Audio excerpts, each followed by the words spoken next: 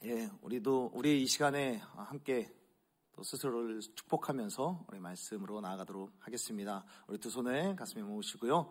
이렇게 따라서 해주시면 감사하겠습니다. 하나님은 나를 사랑하십니다.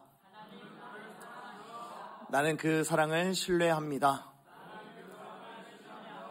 그 사랑에서 절대로 돌아서지 않겠습니다.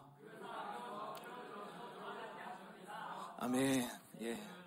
오늘은 추수감사주의를 맞이하여서 감사라는 주제를 가지고 말씀을 함께 나누기를 소원합니다. 이미 우리들은 감사의 능력, 감사의 중요성에 대해서 너무나도 많이 들어왔습니다. 우리가 감사할 때, 사람이 감사할 때 사람에게 어떤 일이 일어나는가에 대한 감사의 능력에 대한 이야기들은 이 세상 가운데 많이 연구가 되어지고 있고 많이 전파가 되어지고 있죠. 이런 것들이 심리학 교수들은 물론이고 뇌과학자들 그리고 심지어 의사들까지도 끊임없이 연구를 하는데, 이런 감사의 고백을 하는 것이 실제로 사람이 느끼는 행복과 밀접한 관련이 있다라고 이야기를 합니다. 감사에 대해서 이야기를 할 때마다 기쁨과 즐거운 감격을 나타내는 호르몬이 우리들 가운데 많이 분비되는 것이 관찰되었다라고 사람들은 이야기를 합니다. 그래서 마이애미 대학교의 맥글로우라고 하는 교수가 이런 이야기를 했습니다. 고통스러운 상황에도 불구하고 감사의 제목을 발견할 뿐만 아니라 내가 말로 고백하고 말로 표현을 할 때 사람의 뇌는 어느 정도의 기쁨을 느끼냐면 역전을 경험한 스포츠 선수의 상태로 전환하게 된다라고 이야기를 합니다. 역전을 경험한 스포츠 선수의 상태, 그러니까 추가 합격 상태에서 합격을 맞이하는 입시생들의 기쁨, 또는 간절하게 준비했고 열심히 준비를 했는데 취업에 성공한 사람들의 그런 기쁨을 맞이할 수 있다라고 이야기를 하는 것이죠. 그래서 이 역전을 경험한 스포츠 선수들에게만 독특하게 나타나는 특징이 뭐냐면 실제로 체력이 높아지게 된다라고 이야기를 합니다. 그리고 두려움을 극복하게 되는 역경 극복 지수가 높아지게 돼서 위닝 멘탈리티라고 하죠. 이것들이 자연스럽게 올라간다라고 이야기를 합니다. 거기에 대해서 또 로버트 에먼스라고 하는 교수는 이렇게 이야기를 합니다. 이런 실험을 했는데요. 감정이나 상황에 상관없이 그 사람이 어떤 감정을 느끼건 그건 중요하지 않고 그냥 감사의 말을 시켜본 겁니다. 감사하다라는 그런 말을 시켜보고, 감사하다, 진심이 아니더라도 감사하다라는 것을 글로 써보는 그런 훈련, 그런 실험을 시켰는데, 그냥 써보라고만 했는데 일주일 평균 1시간 30분 정도의 운동시간이 늘어나기 시작을 했고, 실험 전에 비하여서 자신에 대한 만족감이 현저하게 늘어난 것을 발견할 수 있었다라고 이야기를 합니다. 그래서 영미권으로 갈수록, 미국 쪽으로 갈수록 이 감사에 대한 고백, 그리고 감사에 대한 연구, 이것에 대해서 더욱더 활발하게 연구가 이루어지고 있는 것을 우리들은 확인하게 되는 것이죠. 그런데 성경은 그리고 우리 하나님께서는 이런 뇌과학자들이라든지 심리학자라든지 의사들이 감사에 대하여서, 감사의 능력에 대하여서 주목하기 훨씬 전부터 성경은 주구장창 일관적으로 늘 우리 가운데 말씀한 것이 있습니다. 항상 기뻐하라, 범사에 감사하라, 날마다 감사함으로 하나님을 찬양하라 라고 끊임없이 말씀하고 있습니다. 언제 어디서나 너의 상황과 상관없이, 감정과 상관없이 언제나 감사에 대하여서 말하고 있는 것이죠. 이렇게 성경과 현대의 수많은 분야의 전문가들이 감사의 능력에 대해서 주목하고 있고 이야기를 하고 있는데, 정작 하나님을 믿는 사람들, 하나님을 믿는 우리들은 매주마다 감사에 대한 메시지를 듣고 감사해야 될 제목들, 조건들에 대해서 우리들은 매주마다 깨달음에도 불구하고 오히려 크리스찬들이 감사하지 못할 때가 참 많이 있다는 것을 우리들은 살면서 많이 경험하게 됩니다. 그래서 이미 성경은 오히려 우리가 감사하지 않으면 어떻게 되느냐, 감사하지 않으면 역효과가 일어나는데 어떤 역효과가 일어나냐면 로마서 1장 21절에서 우리 가운데 이렇게 말씀합니다. 우리 로마서 1장 21절 다 같이 한번 읽어보도록 하겠습니다. 함께 읽겠습니다. 시작. 하나님을 알되 하나님을 영화롭게도 아니하며 감사하지도 아니하고 오히려 그 생각이 허망하여지며 미련한 마음이 어두워졌나니. 아멘.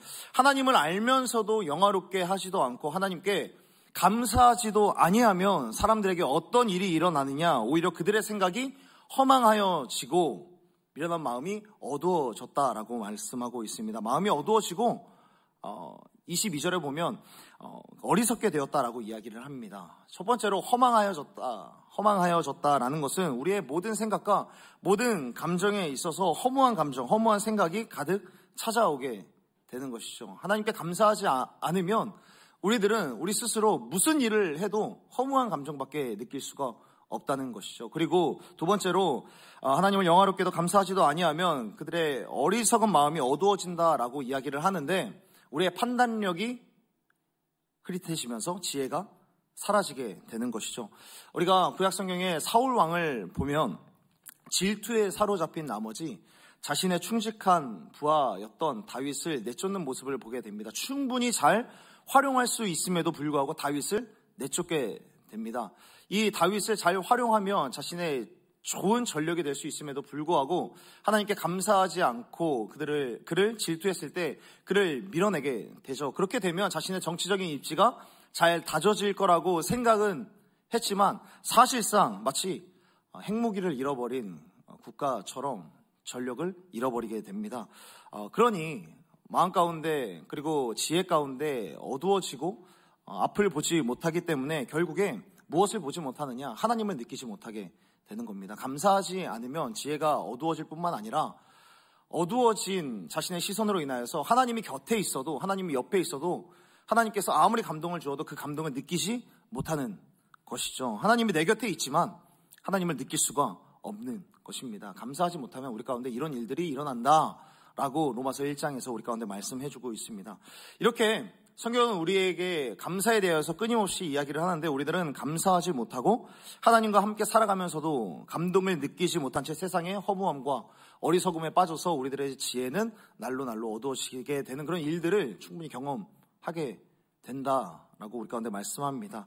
자, 그렇다면 왜 우리 하나님을 믿는 사람들 뿐만 아니라 많은 사람들이 왜 감사하지 못할까? 왜 하나님을 알되 하나님을 영화롭게도 하지 못하고 왜 하나님께 감사하지 못할까라는 것들을 우리가 한번 생각해 보면 여러분들 왜 그런 것 같습니까?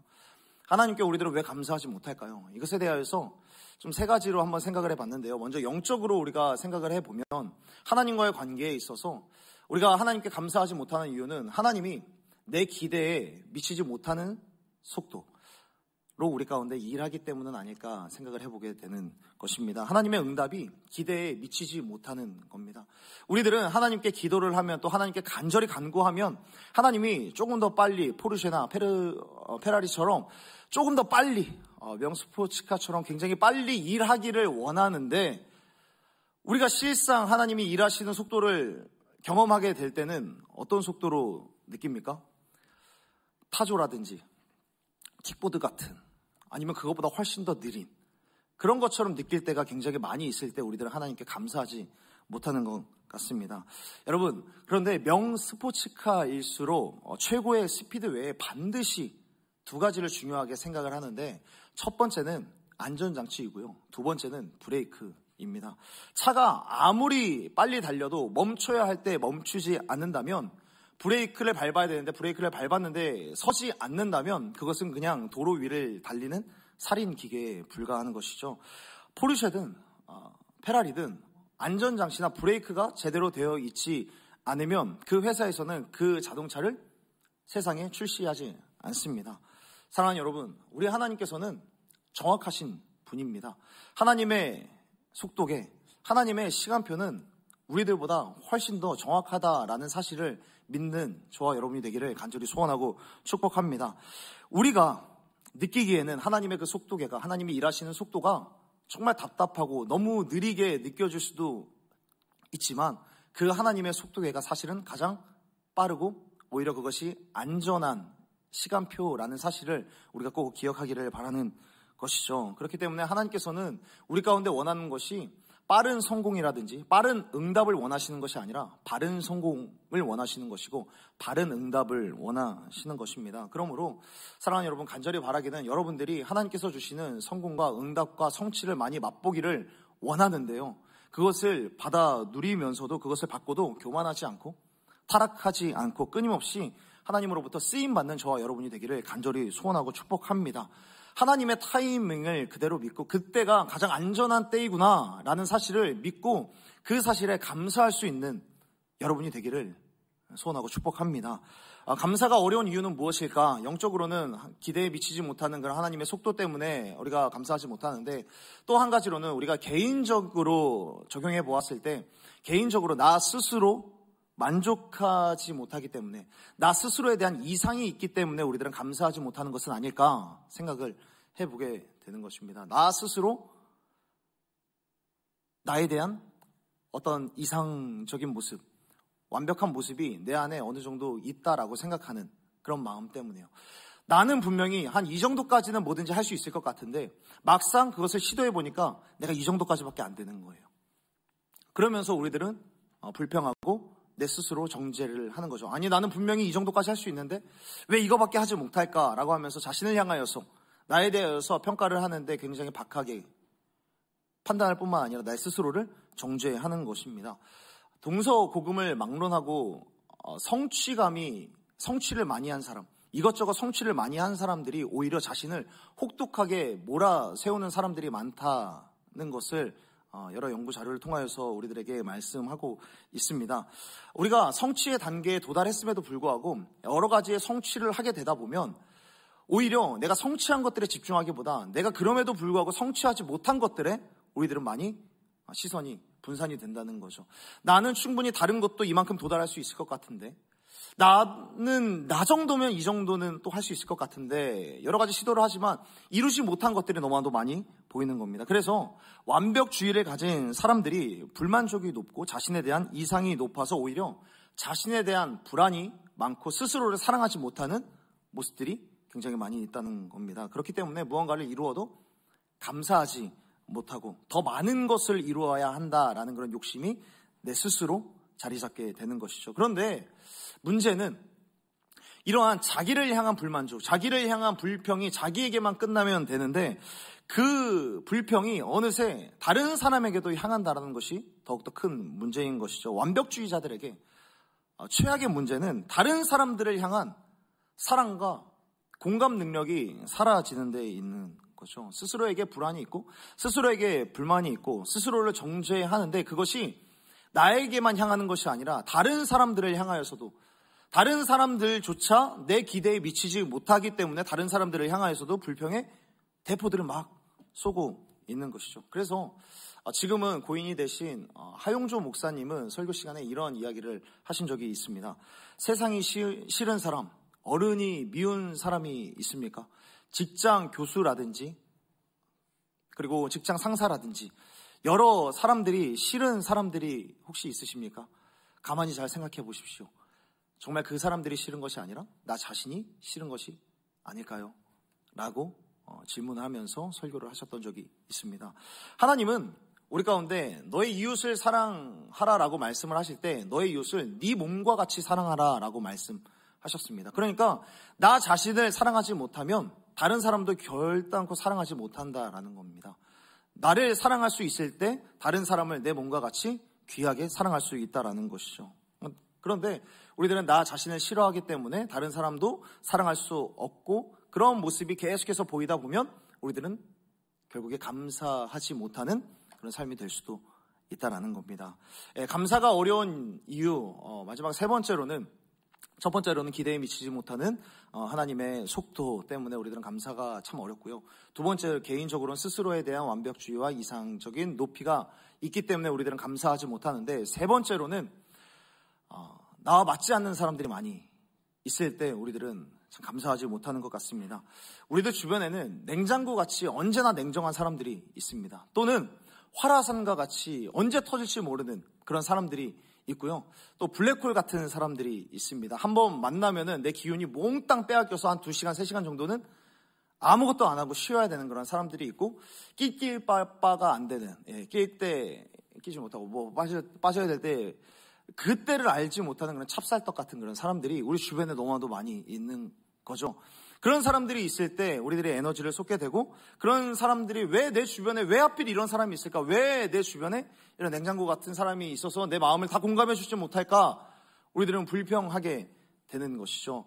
그때 우리들은 감사가 참 어려워집니다. 그런데 혹 어떤 누구는 이런 이야기들을 합니다. 내 주변에는 그런 사람이 없어. 내 주변에는 냉장고 같은 사람도 없고 화라산 같은 사람도 없고 내 주변에는 블랙홀 같은 사람도 없는 것 같아 라고 이야기하는 사람들이 있는데, 그런 사람들은 특히나 잘 생각해 보십시오. 그런 사람이 없다면 내가 그들 중에 한 사람일 수도 있습니다. 범인은 당신입니다. 이런 상황이 있을 때 우리들은 감사가 참 어려운 것이죠.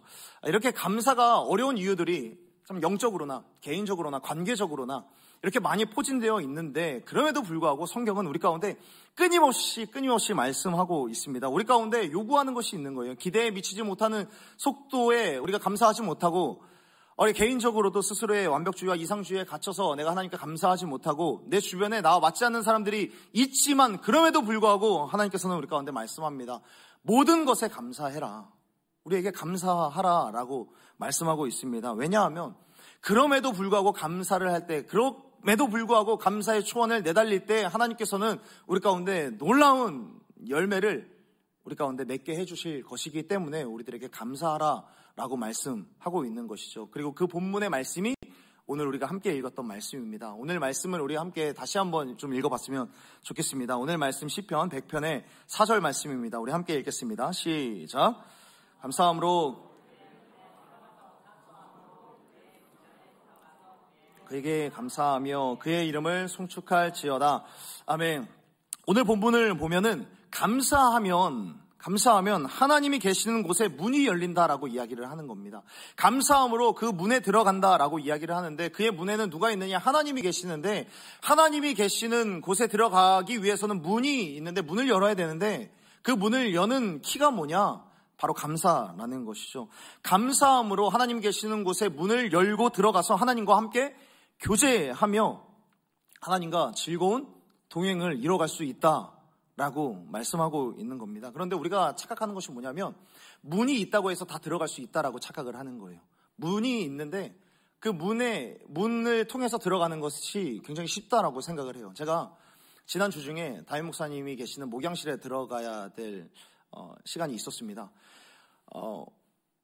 목양실에 안 들어가 본 청년들이 많이 있는 것 같아서 설명해 드리는데, 문과 담임 목사님이 앉아 계시는 책상과 거리가 꽤 됩니다. 그래서 교역자들은 노크를 하고 그곳에 비밀번호를 누르는 거예요. 그리고 들어가서 저 유주열 목사입니다 하고 이야기를 하고 이제 목사님이 계시는 곳으로 들어가는 거거든요. 근데 제가 들어가야 되는데 들어가야 돼서 문을 노크를 했죠. 목사님 하고 비밀번호를 눌러야 되는데 까먹은 거예요. 생각이 안 나는 거예요. 갑자기. 그러니까 분명히 알고 있었거든요. 뭐 수십 번 들락날락 했으니까 똑똑하고 뭐였지? 하고 뭔가 눌렀어요. 삐삐삐삐삐. 그러는 거죠. 그래서 똑똑 뭔지 모르겠어요. 그냥 한 번 더 노크를 했어요. 근데 안에서 소리가 들리는 거죠. 들어와요. 목사님. 근데 아무리 생각해도 기억이 안 나는 거예요. 그래서 다시 한번 내가 잘못 눌렀겠지. 내가 알고 있는 번호를 한번 눌렀는데 안 되는 거예요. 결국에 담임 목사님께서 열어주셨는데, 그러니까 이게 문을 통해서 들어가려면 반드시 뭐가 있어야 되는 거예요? 키가 있어야 되는 거예요. 키가 있어야 되는 것이고 번호를 알아야 되는 거죠. 그 문이 열리는 게 그냥 막 열리는 게 아니에요. 하나님께서 계시는 곳으로 들어가기 위해서는 반드시 그곳으로 들어갈 수 있는 키가 필요한 거죠.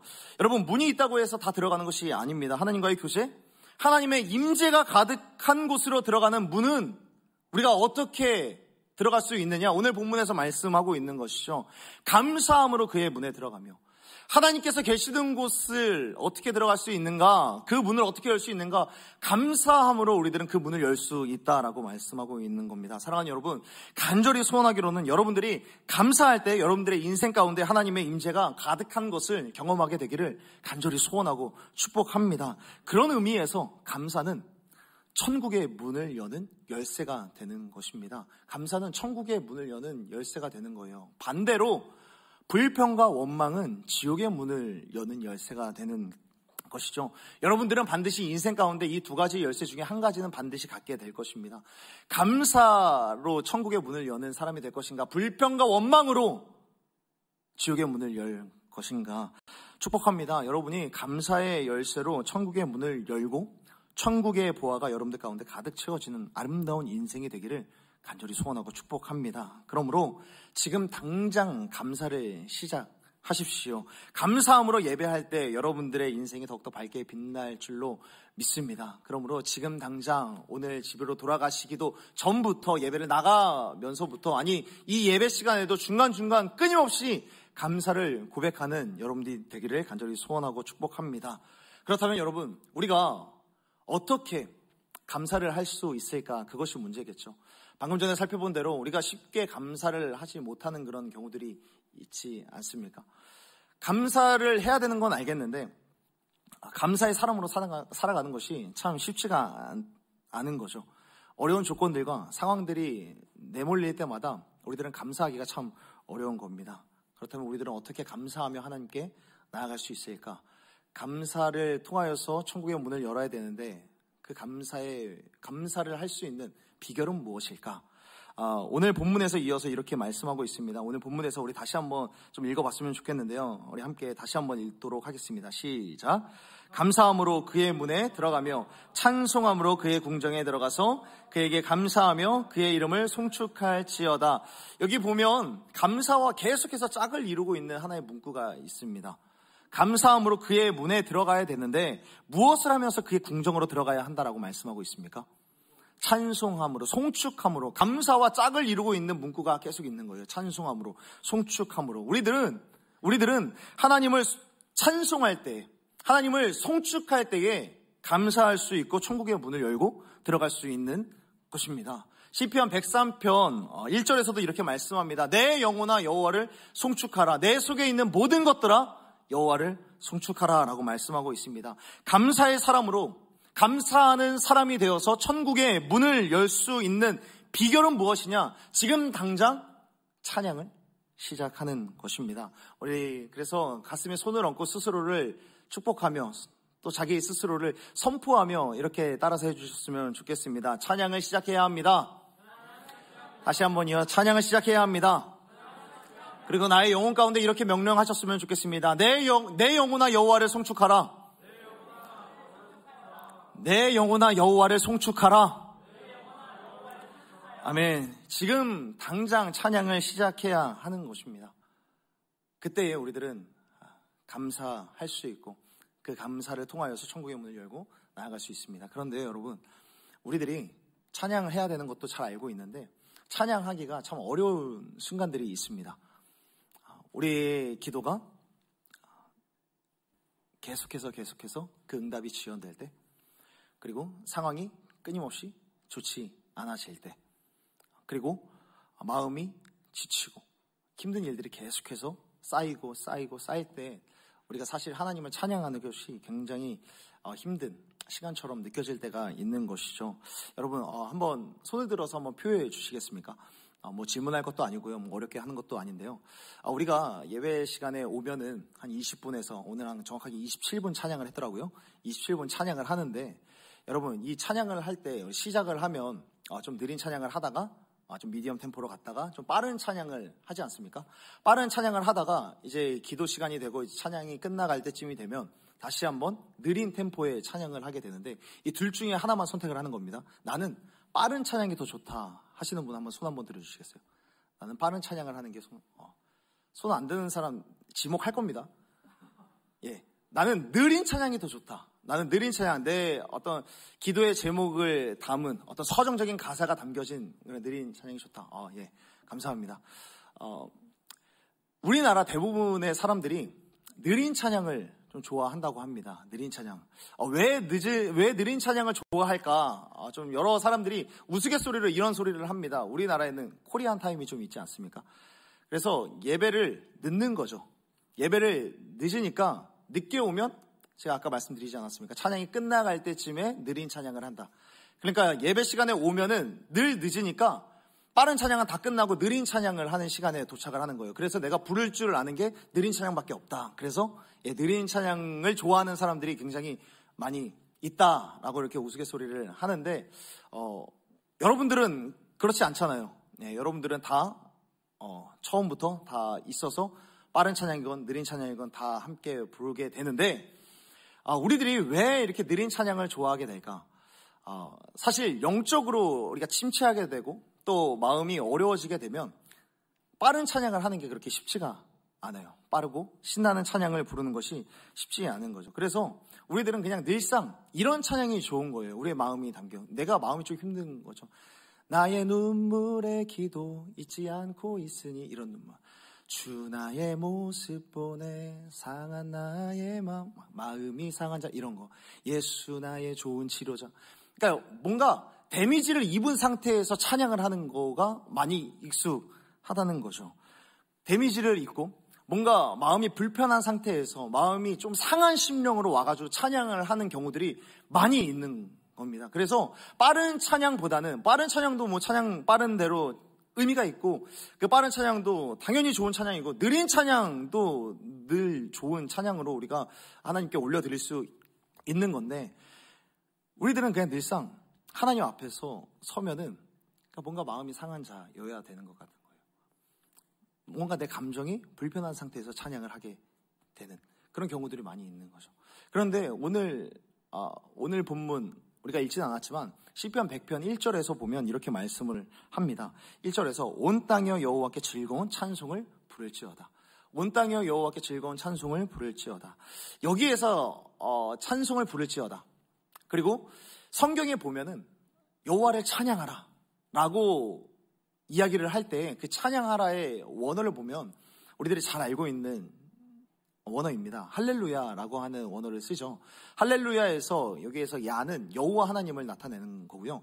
할렐루라는 것은 찬양하라라는 그런 단어인데, 여기에서 중요한 것은 명령형입니다. 찬양하라라고 명령을 하는 겁니다. 그래서 할렐루야라고 우리 의진 형제가 찬양 인도할 때 가장 처음에 뭐라고 외쳤습니까? 할렐루야, 우리 함께 찬양합시다 라고 이야기를 하지 않았습니까? 그리고 여러분들은 아멘으로 화답한 줄로 믿습니다. 그런데 여기에서 할렐루야라는 것은 부가적으로 설명했듯이 우리 함께 찬양합시다, 찬양하길 원합니다, 찬양했으면 좋겠습니다 라고 하는 동의를 구하는 말이 아닙니다. 여기에서 늘 성경에서 여호와를 찬양하십시오, 찬양할지어다, 찬송을 부를지어다 라고 하는 이 원어는 찬양하십시오, 당신의 의지와 상관없이, 당신의 감정과 상관없이, 당신의 상황과 상관없이 당신은 지금 찬양하기로 마음을 먹으십시오, 찬양하기로 결정하십시오 라고 명령을 하는 겁니다. 그러니까 내 생각에 자연스러운 어떤 이성과 상식을 다 벗어나서 그냥 지금 찬양하기로 작정하는 겁니다. 찬양하기로 내가 순종하겠습니다. 그러니까 성경에서는 끊임없이 우리에게 무엇을 이야기를 하냐면 끊임없이 찬양해야 된다.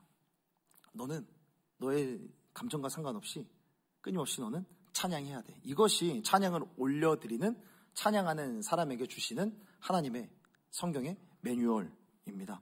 그런데 이게 의학에서도 의미 있는 치료법으로 등장을 하는데, 대한신경정신의학회에서 우울증 초기 증상으로 세 가지를 이야기를 하는데요. 먼저 우울증 초기 증상으로 식욕이 감소하게 된대요. 식욕이 감소해서 음식을 먹으면, 무슨 음식을 먹어도, 어제 먹은 음식인데도, 어제 맛있게 먹은 음식인데도 우울증의 초기 증상이 되면 맛을 잘 못 느끼고 맛이 없게 느끼는 겁니다. 그리고 식욕뿐만 아니라 어떤 흥미라든지 취미 생활에 있어서 모든 의욕을 다 잃어버리고 감소하게 된다. 그리고 어떤 만성 피로와 같은 행동이 느려지고 만성 피로를 느낀다라고 이야기를 하는 겁니다.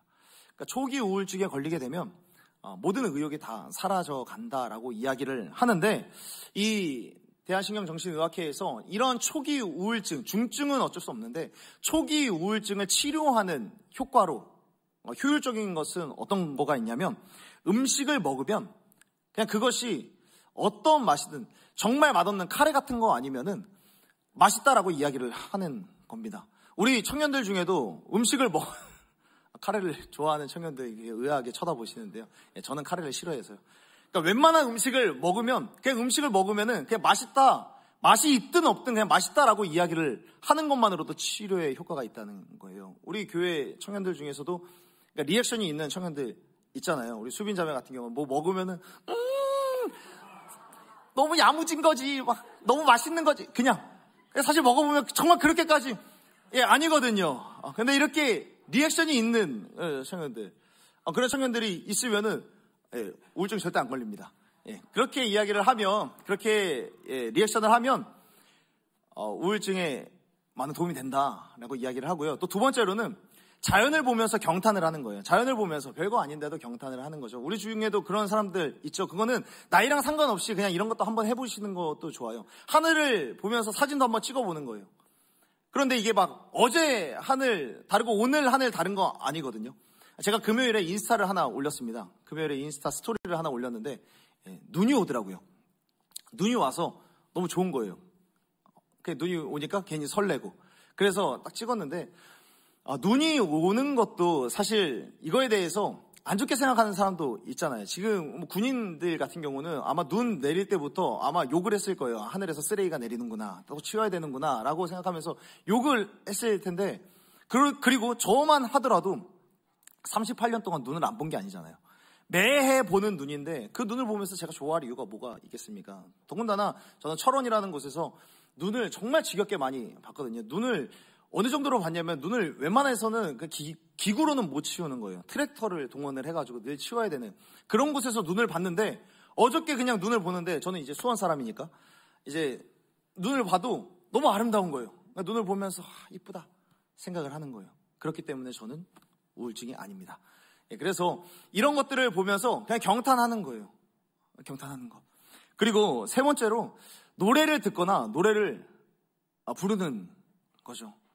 노래를 부르는 것만으로도 효과가 있고, 노래를 듣는 것만으로도, 그러니까 우리가 빠른 음악을 듣는 것만으로도, 빠른 음악을 들으면 우리의 뇌에, 그리고 우리의 몸에 도파민이 막 분비가 되면서 힘을 얻는다라고 이야기를 하고, 슬픈 노래 같은 경우도 슬픈 노래대로 프로락틴이라고 하는 호르몬이 계속해서 분비돼서 우리 몸 스스로를 치유하고 회복하게 된다라고 이야기를 합니다. 그러니까 이런 연구를 보면은 참 재밌는 게, 사람이 이런 행동의 변화, 선택의 변화를 통하여서 감정의 회복이 일어난다는 것을 우리들은 경험하게 되는 거죠. 감정과 상관없이 노래를 하고, 감정과 상관없이 진심과 상관없이 그냥 말로 표현하고 언어의 고백에 따라서 우리의 감정과 신경의 호르몬이 변화가 막 일어난다는 거예요. 그러니까 성경은 이 원리를 너무나도 잘 알고 있어요. 왜냐하면 하나님께서 우리를 지으시지 않았습니까? 그리고 하나님은 이 원리대로 성경에다가 기록해 놓으신 거예요. 너희의 감정과 너의 의지와 상관없이 그 순간에 그냥 찬양을 시작하라는 거예요. 찬양을 시작해라. 찬양하기로 결정해라. 찬양하기로 마음을 먹어라. 찬양을 할 때 사람의 마음이 그 감사와 찬양에 맞게 우리의 마음이 조율된다라는 것을 우리 가운데 말씀하고 있는 겁니다. 우리 중에는 찬양하고 싶어서 찬양하는 청년들 많이 대부분 있겠지만, 사실 모태신앙을 가진 청년들은 그런 갈등을 많이 하지 않습니까? 교회 가고 싶지 않은데 교회 억지로 가야만 하는 그런 상황. 때로는 부모님과 싸워서 그 싸운 마음 그대로 교회에 와서 사실 찬양하고 싶지 않아요. 그리고 억지로 내가 교회에 왜 와야 되느냐라고 물어볼 때, 그냥 늘 주일에 예배를 드렸으니까, 그런데 예배를 드리지 않으면 뭔가 나한테 안 좋은 일이 있을 것만 같으니까, 그래서 예배를 드리러 오는 청년들도 간혹 있는데, 그러한 청년들이 그래도 예배 시간에 와서 20분 정도 찬양을 하다가 보면 앞에서 나오는 찬양, 앞에서 부르는 찬양이 내가 알고 있는 찬양이네. 그러다 보면 찬양을 따라 부르게 되고, 찬양을 따라 부르게 되다 보니까 내 불편한 마음들, 불평과 원망으로 가득 찼던 그런 마음들이 나도 모르게 찬양에 맞추어져서 내 마음이 조율되어져 가는 그런 경험들을 우리들은 수없이 많이 해왔고 앞으로도 해갈 줄로 믿습니다. 우리들은 이런 경험들을 계속해서 하게 된다는 거예요. 우리의 감정은 사실 계절에 따라 또는 상황에 따라, 인간관계에 따라서 수없이 많이 요동치게 될 것입니다. 그런데 우리의 믿음은 감정보다 훨씬 더 위대하다라는 사실을 꼭 믿었으면 좋겠습니다. 감정이 믿음을 이끌고 가면 우리의 신앙생활 가운데, 우리의 인생 가운데는 혼란밖에 찾아오지 않습니다. 그런데 믿음이 우리의 감정을 이끌고 가면 우리의 인생은 평안할 줄로 믿습니다. 그렇기 때문에 우리의 신앙생활에서 중요한 것은 뭐냐면, 감정이 우리의 믿음을 이끌고 가게 내버려 두어서는 안 된다는 거예요. 믿음이 우리의 감정을 이끌고 갈 수 있도록 끊임없이 찬양의 자리로 나와서 찬양을 해야 된다는 것이죠. 말이 마차를 끌고 가는 것이죠. 마차가 말을 끌고 갈 수 없습니다. 말이 마차를 끌고 가듯이 살아있는 믿음이 우리의 마음의 공간이라고 하는 마차를 끌고 갈 수 있도록 내버려 두어야 한다는 것이죠. 감정에 인생을 맡길 것인가, 믿음에 인생을 맡길 것인가를 선택해야 하는 것입니다. 원망과 불평에 맞춰서 영혼의 마음을 조율하게 내버려 두지 마시고요. 감사와 찬양에 맞추어서 나의 영혼과 마음을 조율하기로 작정하고 결단하는 여러분이 되기를 간절히 소원하고 축복합니다. 감정대로 믿지 말고 믿음대로 느끼는 하나님의 사람들이 되기를 간절히 소원하고 축복합니다. 그렇기 때문에 우리들은 그냥 찬양하기로 결정해야 되는 거예요. 그렇기 때문에 우리들은 그냥 찬양하는 겁니다. 그래서 시편 22편 3절에서 우리 가운데 말씀합니다. 이스라엘의 찬송 중에 계시는 주여, 이스라엘의 찬송 중에 계시는 주여, 주는 거룩하십니다 라고 말씀하고 있습니다. 우리가 찬양할 때 하나님께서는 우리의 찬양 가운데 거하시고 함께 계신다라는 것이죠. 아이작 윌튼이라고 하는 영국의 작가는 하나님이 계시는 곳은 두 곳이라고 이야기를 합니다. 하나님이 계시는 곳은 한 곳은 천국이고 한 곳은 감사하는 사람의 마음이다 라고 이야기를 합니다. 그렇다면 어떻게 감사를 할 수 있는가? 찬양이요. 찬양을 할 때 우리들은 이 찬양을 통하여서 하나님을 우리의 인생 가운데 초청할 수 있는 것입니다. 이 찬양이라고 하는 초청장으로 하나님을 우리의 인생 가운데 초청하는 여러분들이 되기를 간절히 소원하고 축복합니다. 여러분들이 하나님을 예배하고 하나님 앞으로 나아가기 시작할 때 주님께서 기뻐하시는 그런 임재가 우리 가운데 충만하게 임할 줄로 믿습니다. 하나님은 찬양하는 자의 하나님이시고 감사의 고백을 올려드리는 자를 도와주시는 하나님이시라는 사실을 믿는 여러분이 되기를 간절히 소원합니다. 그러므로 우리들은 날마다 때때마다 시시때때로 우리의 영혼 가운데 이렇게 명령할 수 있어야 합니다. 내 영혼아 여호와를 찬양하라. 찬양하라 내 영혼아. 내 속에 있는 모든 것들아 여호와를 송축할지어다. 내 영혼 가운데 이렇게 명령하여서 감사로 나아갈 수 있는 저와 여러분이 되기를 간절히 소원합니다. 그러므로 찬양을 시작하고 찬양을 통하여서 감사의 고백을 여러분들의 인생 가운데 채워넣는 청년 예배자들이 되기를 간절히 소원하고 축복합니다. 여기에서 한 가지를 더 나누기를 원하는데요. 감사의 고백을 통하여서 천국의 문을 여는 그런 첫 번째 방법, 그것이 찬양이라면 두 번째 방법은 은혜를 기억하는 것입니다. 우리가 어떻게 감사할 수 있는가? 찬양을 통해서 우리들은 감사할 수 있고 또 은혜를 기억할 때 우리들은 또 감사할 수 있다는 겁니다. 우리 두 손을 또 가슴에 얹고 이렇게 스스로를 축복하면서 도전해 봅시다. 은혜를 기억해야 합니다. 다시 한번요. 은혜를 기억해야 합니다. 5절에서 이렇게 말씀합니다. 여호와는 선하시니 그의 인자하심이 영원하고 그의 성실하심이 대대에 이르리로다. 아멘. 하나님께서는 선하신 하나님이시기 때문에 선하신 뜻대로 영원토록 성실하게 우리에게 은혜를 베푸시는 하나님이십니다. 그리고 그 은혜를 기억할 때 우리들은 찬양하며 감사할 수 있는 것이죠. 그래서 시편 103편 2절에서도 말씀합니다. 내 영혼아 여호와를 송축하며 그의 모든 은택을 잊지 말지어다. 모든 은택을, 주님의 은혜를 잊지 말라, 은혜를 기억해라 라고 말씀합니다. 여러분, 이스라엘의 역사에 있어서 이스라엘 전체의 역사를 통틀어서 이스라엘 역사 속에서 가장 최악의 세대를 꼽는다면 어떤 세대를 꼽을 수 있을까요? 이스라엘의 최악의 세대를 꼽는다면 광야 세대를 꼽을 수 있습니다. 광야 세대란 어떤 세대냐면 민수기에 등장하는, 출애굽기에 등장하는 그 세대, 그러니까 출애굽을 하여서 광야를 살아갔었던, 광야를 전전했었던 그 세대가 광야 세대인데 그 세대를 최악의 세대로 꼽을 수 있습니다. 그 이유는 뭐냐면 민수기를 읽어보면 그 세대는 늘 하나님 앞에 원망하고 불평으로 점철된 시간을 보내게 됩니다. 모세는 신실하신 하나님 앞에 신실하게 응답을 하려고 애씁니다. 그리고 하나님께 늘 기도를 합니다. 그런데 이스라엘 백성들은 날마다 하나님께 원망하고 하나님께 불평하고 하나님의 역사를 부정하면서 그 시간을 보냅니다. 그리고 결국 하나님께서 광야를 40년이라는 시간 동안 뺑뺑이를 돌리시면서 심판을 하시면서 그들을 몰아세우시는데 여기에 대해서 우리는 배울 수 있는 것이죠. 불평과 원망이 얼마나 무섭고 얼마나 위험한 것인지를 배우게 되는 겁니다. 그런데 우리 하나님께서 얼마나 좋으신 분이시냐면 이렇게 40년 동안 불평과 원망을 끊임없이 내뱉는데 하나님께서는 그래서 화도 나시죠. 진노하시죠. 쓸어버리겠다. 내가 너희들을 죽여버리겠다라고까지도 이야기를 하시는데 그렇게 말하면서도, 그렇게 말씀하시면서도 이스라엘 백성들에게 내렸던 구름 기둥과 불 기둥을 가져가지 않으세요. 이스라엘 백성들에게 내렸던 기적의 만나를 거두시지 않으시는 거예요. 이스라엘 백성들이 하나님께 불평하고 원망하고 심지어는 이방 여인들과 그리고 거짓된 우상들과 음행을 할 때에도, 영적인 음행을 할 때에도 하나님께서는 어김없이 다음날 아침이 되면 그 아침 땅 가운데, 지면 가운데 만나를 내리셨습니다. 불평과 원망으로 하나님의 심판을 받는 이스라엘 백성에게 저주와 심판을 내리면서도 그날에도 하나님께서는 불기둥과 구름기둥 그리고 만나로 끊임없이 그들을 도우시는 기적과 은혜를 베풀어 주셨다는 것이죠. 그런데 반대로 이야기하면 그것이 무슨 말일까요? 하나님의 살아계심의 증거가 자신의 눈앞에도 있는 거예요. 하나님의 살아계심의 증거가 불평하고 있는 이 순간에도 지금 보이는 거죠. 하나님, 우리들에게 왜 이거밖에 없습니까? 라고 불평하는 그 순간에도 자신의 눈앞에는 불기둥이 있었고 구름기둥이 있었고 그날 아침에는 만나를 먹었다는 거예요. 그런데 불평이 자신의 눈을 가리게 되니까 하나님의 기적을 보지 못하는 거예요. 여러분, 불평과 원망은 기적마저 바라보지 못하게 하는 힘이 있습니다. 그래서 결국 이 광야 세대는 기적과 은혜를 발견하지 못한 채 하나님의 은혜는 우리 가운데 없다라고 규정하며 최악의 세대로 남게 되었습니다. 그렇다면 이스라엘의 최악의 세대가 이 광야 세대라고 한다면, 그렇다면 최고의 세대는 어떤 세대일까요? 최고의 세대, 구약학자들은 최고의 세대로 만나 세대를 손꼽습니다. 만나 세대.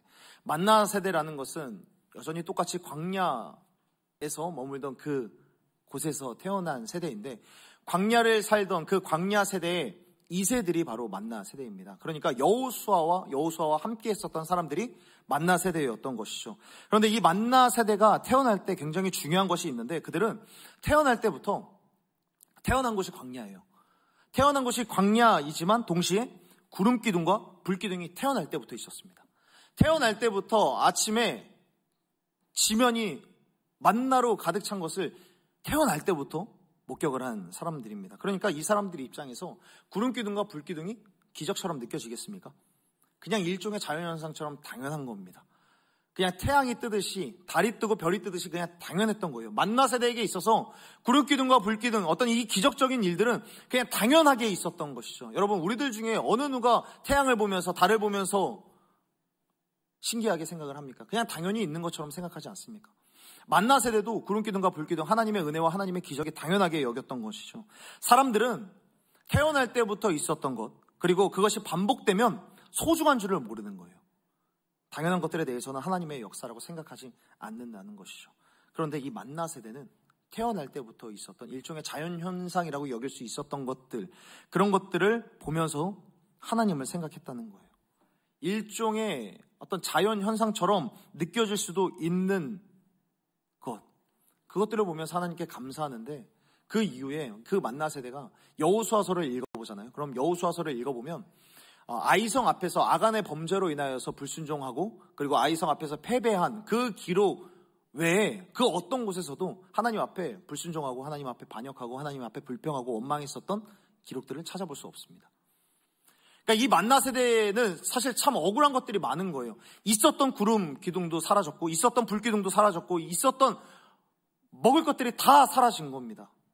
그러니까 우리 시대가 그런 거죠. 우리 지금 이 청년들의 시대가 이런 겁니다. 한국의 경제 고도 성장이 막 이루어지고 나서 정체기에 머무르고 있죠. 그래서 공부하기도 참 어려운 시대이고 취업하기도 어려운 시대입니다. 그래서 많은 청년들이 삼포 세대니 뭐 희망이 없다느니 결혼할 수 없다느니 이런 이야기를 하는 거잖아요.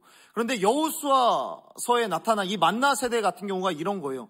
지금까지 자신들을 배불리 먹였었던 수많은 기적들이 한순간에 사라지고 정체기에 머물렀던 것이죠. 그럼에도 불구하고 그들은 가나안 점령하는 데에 있어서 조금도 불평하지 않았어요. 그 자리에서 자신들이 감사할 수 있는 것들에 감사했고, 자신들에게 주어졌던 그 은혜를 기억하고 그 은혜에 대해서 감사함으로 찬양하며 나아갔을 때에 하나님께서는 여리고성을 무너뜨리시고, 또 가나안 성 31개의 성읍을 무너뜨리시고, 그리고 가나안 족속 7개의 족속을 다 무릎 꿇게 만들어 내셨습니다. 하나님의 은혜에 감사했다는 것이죠.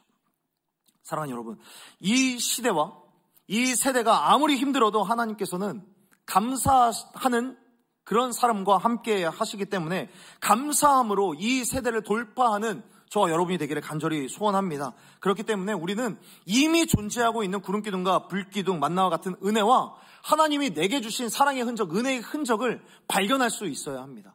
사랑하는 여러분, 우리들은 때로는 은혜가 내게 없다, 어떤 감사의 기적들이 내게 없다라고 이야기를 하는데, 아니요, 은혜가 없는 것이 아닙니다. 은혜를 내가 잃어버린 것이고 내가 인정하지 않는 것이고 발견하지 못하는 것이지 은혜가 없지 않아요.